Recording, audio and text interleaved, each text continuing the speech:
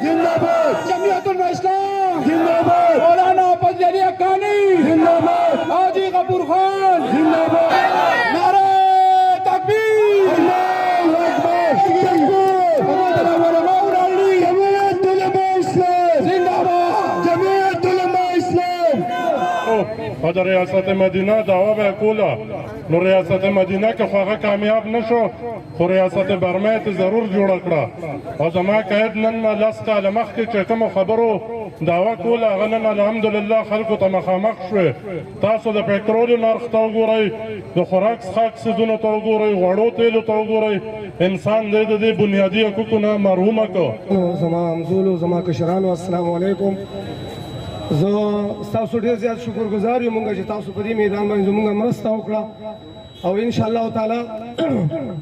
د جمعیت علما اسلام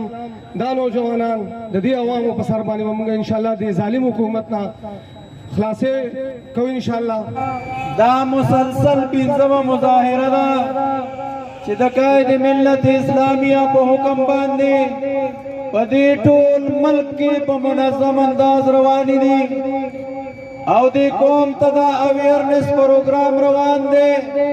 چې په دې ملک کې دا مهنګایي ولې ده د دې وجوهات څه دي زما عزتمندو په دې ملک کې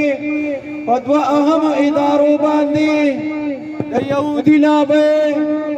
د اسرائیلو دوه کسان کېنولي دي یو په سټیټ بینک باندې ناست دی